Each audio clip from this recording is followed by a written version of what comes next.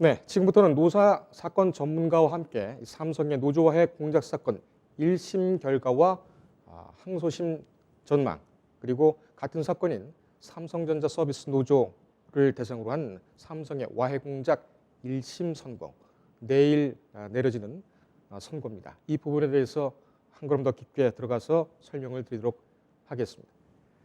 자, 노사 전문 변호사인 강성신 변호사를 전화로 연결을 했습니다. 변호사님 안녕하십니까? 예, 안녕하세요. 네, 강성진 변호사입니다. 시간 내주셔서 감사합니다. 네. 예, 변호사님께서는 그 노사 노무 관계를 많이 다루고 계신데 이번 삼성 에버랜드 노조 사건 이 결과를 어떻게 보셨습니까? 네, 그 정당한 권리를 행사하려고 한 근로자의 인권이 존중받아야 한다고 생각하고요. 그러한 측면에서 보면은 올 1심 결과는 합당하다고 보여집니다. 그리고 또한 뭐 적대적 요조를 유명무실하게 한 점 등에 대해서 피고인들은 뭐 회사의 지침을 수행했을 뿐이라고 하지만 사실 우리 사회가 기초로 삼은 약속보다 더 무거운 데 없다고 이제 판시를 하였는데요. 이러한 측면에서 보면 1심의 결과는 바람직하다고 보여집니다. 지금 일단 1심에 대한 선고, 쟁점 정리가 좀 필요할 것으로 보이는데 왜냐하면 네. 삼성 측에서는 전부 유죄가 나왔기 때문에 이렇게 네. 되다 보면은 상당히 사건이 커지지 않겠습니까? 네, 반드시 네. 항소심에서 막아야 된다. 네. 이런 전략이 쓸 것 같은데 네. 어떤 사항이 쟁점이었고 이것에 대한 재판부의 판단은 어땠는가? 이 부분을 간단하게 좀 설명을 해주시죠. 네, 일단 노조 및 노동관계 조정법 위반의 문제가 있었고요. 그리고 업무방해죄, 그리고 개인정보보호법 위반 혐의가 있었고, 그리고 공소시효 쟁점이 있었고요. 뭐 추가적으로 위법하게 수집된 증거 등의 이제 쟁점이 있었는데, 그 법원의 판단은 이랬습니다. 그 노동관계 조정법에 관련해서는 노조의 이 부당노동 행위가 인정이 돼야만 한다라고 해서 뭐 삼성 측에서는 이렇게 얘기를 했습니다. 후순위로 설립된 노조이기 때문에 예를 들면은 단체 교섭을 할 필요가 없다. 이런 식으로 해서 단체 교섭을 해태하는 경우도 있었고요. 그리고 노조원들에 대해서 뭐 실질적인 어떤 인사상의 불이익을 준다라든지 그리고 노조 활동에 대한 지배 개입 등을 한 정황들이 이제 인정이 됐는데 그렇게 되면은 노조법에 대해서 이제 업무방해죄 추가적으로 그리고 노조법에 반해서 부당노동 얘기가 이제 성립이 될 수 있거든요. 이를 인정을 한 거고 그리고 개인정보보호법 위반 혐의도 인정이 됐습니다. 뭐 삼성전자의 어떤 내부 인사관리 시스템에 의해서 그 정보를 수집을 했다고는 하지만 이게 현실적으로 봤을 때는 그 노동자들의 근로자들의 동의 없이도 굉장히 업무와 상관이 없는 범위까지의 정보가 포괄적으로 수집이 되었다라는 점에서 본 법의 위반도 인정이 될 것 같고요. 인정이 되었고요. 그리고 굉장히 의미 있는 게 사실 그 노조의 업무를 방해한 어떤 형사상의 업무방해죄 역시 인정이 되었고 그리고 또 공소시효 쟁점 같은 경우에도 2013년 그리고 뭐 2011년부터 2013년까지 일어난 일이라고 해서 본 어떤 혐의점은 공소시효가 이미 끝났다라고 주장을 했지만 이 부당 노동행위 자체가 계속 추가적으로 인정이 되기 때문에 공소시효 쟁점도 이제 배척을 한 그러한 상황으로 보입니다. 예. 노조 활동을 방해한 것도 기업 측이 방해한 것도 업무 방해에 그 인정이 된다고 본 판결 그리고 네네. 뭐 시간이 지나서 오래전 일이라도 그 노조 방해 활동이 계속됐다면 이 부분에 대해서도 네. 시효는 공소시효 문제는 해결됐다라는 그런 사회적 의미가 있군요. 자, 네. 그렇다면 1심에서 이 쟁점이 됐던 부분이 항소심에서도 상당히 그 뭐랄까요? 공방의 핵이 되겠죠. 어떤 네. 측을 어떤 점에 대해서 삼성은 전력을 기울일 것으로 보십니까?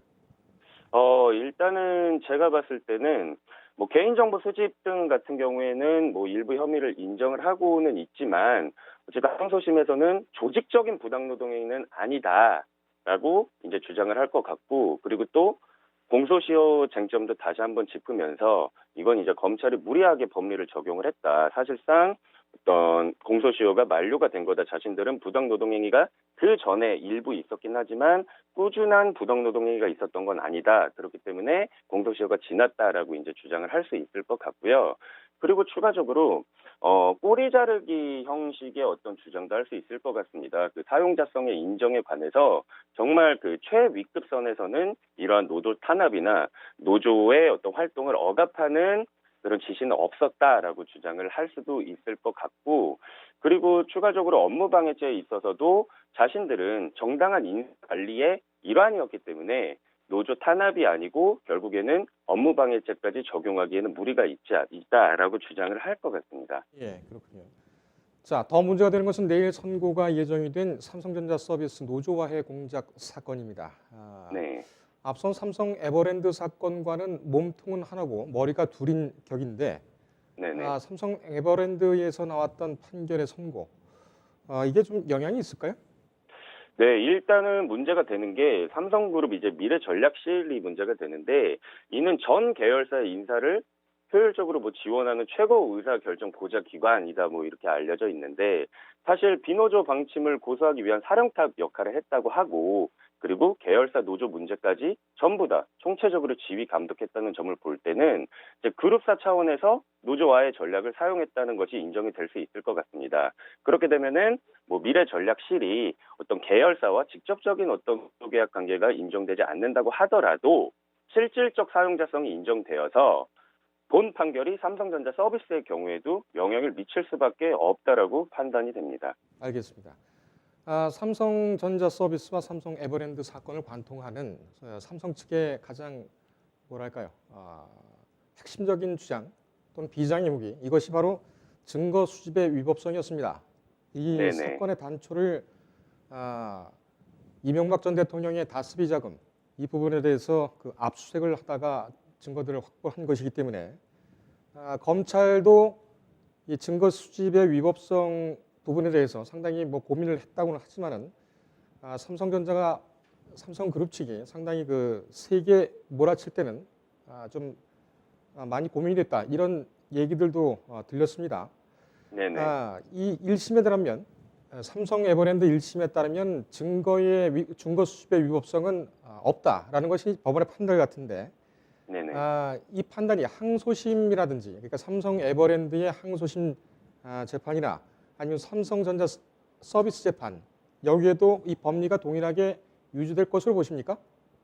네, 일단은 위법하게 수집된 증거라는 주장은 이제 항소심에서도 출가로 할 것 같고, 그리고 또한 삼성전자 서비스 건에 있어서도 주장은 한 걸로 드러나는데, 일단은 그 에버랜드 사건에서는 위법하게 수집된 증거라고 해서 증거를 배척하지는 않았습니다. 그리고 이는 오히려 공익적 관점에서 어긋나는 결과가 초래된다고 이제 잠정 판단을 한 것으로 보이고, 그리고 이제 그 적법하게 어떤 그 영장주의에 반해서 수집된 증거다라고 하고, 그로 인해서 파생된 증거까지 전부 다 증거 능력을 부인해야 한다라고 이제 삼성 측에서는 주장을 하고 있는데, 사실 실체적 발견의 어떤 그런 진실의 발견을 위해서는 법원에서도 이러한 거는 증거로 채택을 해야 된다라고 본 것 같고, 그리고 이제 추가적으로 문제가 많이 되는 게 이제 S문건 같은 경우인데, S문건 같은 경우에도 이미 제출 형식으로 이제 고발인들을 통해서 이미 제출 형식으로 수사기관에 제출된 경우라서 이 역시 증거 능력을 인정할 수밖에 없을 것 같습니다.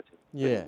네. 지금 방금 말씀하신 그 S문건, 그러니까 그룹 노사전략 문건이라는 그 이름의 문건인데, 심상정 네네. 정의당 의원이 상당히 오래전에 2013년인가요? 이때 네. 2011년도에 복수노조가 허용이 됐고, 그 후에 삼성은 이제 어용노조를 내세워서 본노조를 핍박하고 탄압하는 그런 사정으로 갔는데, 네네. 일단 이 S문건이라고 불리는 것이 이 구속성을 갖는다. 그러니까는 단순한 인사 경영 전략이 아니라 노조를 와해하기 위한 그런 구속력 있는 지시요건이었다, 지시문건이었다라는 네. 것이 법원의 판단 취지로 이해가 됩니다.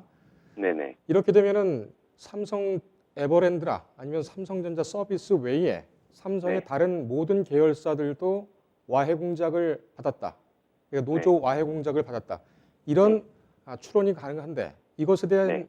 검찰 수사가 이어질까요? 네, 제가 봤을 때는 충분히 이어질 수 있을 것으로 보입니다. 왜냐면 이제 S문건 같은 경우에 굉장히 그 미래전략실에서 그룹 내 계열사 인사 문제를 전방위 적으로 이제 주도했다라는 점이 드러나고, 그리고 문건의 내용 자체도 굉장히 이제 구체적입니다. 구체적이기 때문에, 그리고 실질적으로 그 노사 측에서는 S 문건에 적시된 사실이 그대로 이루어졌다, 탄압의 일환으로서 이루어졌다라고 이제 주장을 하고 있습니다. 예. 그래서 어떤 미래 전략실의 노사 전략이 각 계열사들에 대해서 단순히 참고 자료로 그친다고 보기에는 너무 많은 어떤 탄압의 실행들이 일어났다라고 봐서 이제 법원에서도 구속력을 인정할 수 있을 것 같습니다. 예. 그렇기 때문에 만약에 이 S 문건에 대해서 구속성이 인정이 된다면 이 S 문건에 적시된 그 수많은 계열사들 역시 이 S 문건으로 인해서 탄압을 받았다라고 주장을 해서 삼성그룹을 상대로 한 같은 혐의로 삼성그룹을 상대로 한 고소고발건은 충분히 이어질 수 있을 것 같고, 고소고발건이 접수가 된다면 검찰 측에서도 충분히 어떤 추가적인 수사가 들어갈 수 있지 않을까, 이렇게 예상을 해봅니다. 예. 2013년에 문제가 됐었고 이제 2019년에 그 첫 그 재판 결과가 나왔습니다. 근데 이제 추가적으로 수사가 이어질 것은 가능성은 높은데 이 공소시효는 제한이 없습니까? 공소시효 같은 경우에는 물론 이게 무슨 죄를 적용하느냐에 따라서 공소시효는 다 다릅니다. 어쨌든 그 어떤 죄를 적용을 하든 간에 어떤 노조 탄압 행위가 계속 이루어졌고, 이로 인해서 업무 방해 행위도 계속 이루어졌고, 그리고 부당 노동 행위도 연속성을 갖고 계속 이루어졌다면 시효의 쟁점은 문제가 크게 되지 않을 것으로도 보입니다. 알겠습니다. 여기까지 듣겠습니다, 변호사님. 네, 감사합니다. 네, 자세한 설명 감사합니다. 네. 법률사무소 해내의 강성신 변호사와 함께했습니다.